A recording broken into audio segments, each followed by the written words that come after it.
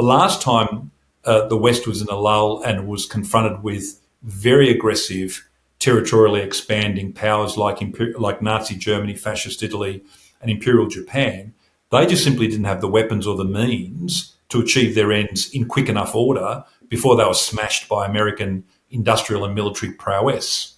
Now you've got China, which for the first time is a tyrannical regime, an autocratic regime, but with more than just simply the outward appearance of capitalism. It's actually got very good innovation. It's got very deep capital pools. It's got deep capabilities, especially in manufacturing, because its predatory policies have allowed it to hoard manufacturing.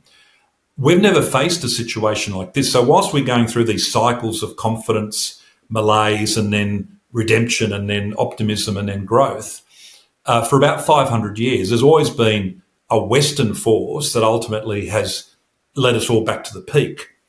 On this occasion, in the form of communist China, which has got deep flaws, deep structural problems, population, demographic issues, that is, structural problems in its economy, they are still a force to be reckoned with that we've never really had to confront. Well, I agree, and I have many, many Chinese friends, and I take the view that there are not some sort of race-based differences between those who love freedom and those who don't. We're talking regimes here. We're talking about the Chinese Communist Party. We ought to be humble enough to recognise that communism is a bastard offshoot of the European Enlightenment, actually. Yes. And it's visited utter misery everywhere it's touched on people's lives. We should never forget that. It's the great thing that the left, where they still champion many of these values on our university campuses, will not come to grips with. It's not blessed people with human flourishing wherever it's gone.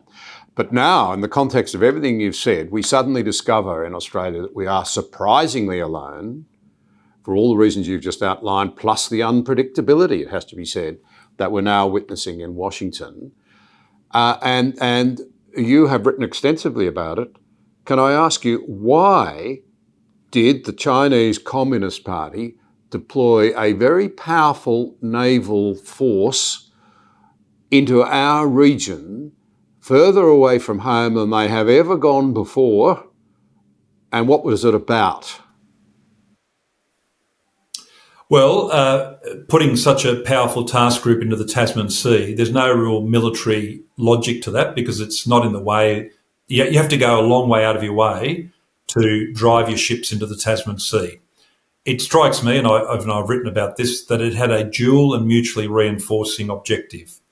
One was to strategically intimidate us, which is to say, look, relations at the moment have been stabilised and we've relented on some of our trade measures in relation to wine and lobster and barley and beef.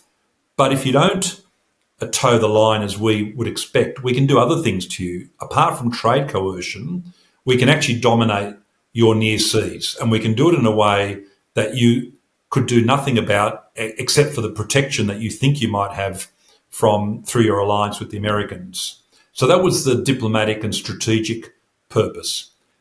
Mutually reinforcing that objective was the twin objective that reinforces the first one, which is to conduct a military rehearsal. The specific ship that they chose is the most powerful surface combatant in the world. And short of an aircraft carrier that could launch carrier-borne aircraft raids, as the Japanese did in 1942, it's the most powerful warship that they could put into our waters or our near waters.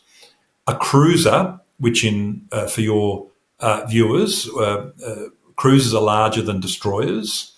They are, if you like, the capital ship of choice, short of aircraft carriers, to undertake long-range missions where the warship needs a degree of autonomy. In other words, it can protect itself against submarines, it can protect itself against air attack, and it's designed to then carry out strike missions using the Chinese equivalent of a Tomahawk cruise missile. Most of us would have heard about Tomahawks. The Chinese have got an equivalent version known as the CJ-10 Longsword. They would have been rehearsing their missile crews inside that hull, because they wouldn't have slackened off and just gone to the gym and had early happy hours every afternoon. They would have been working tirelessly to ensure that the missiles in their tubes were ready to fire. They'd run diagnostics to say, right, we're now sailing opposite Amberley Air Base or opposite Williamtown Fighter Base in Newcastle or off Fleet Base East in Sydney. And the captain would have been issuing orders to undertake no-notice targeting of those locations. And they would have run drills without actually firing the weapon, obviously.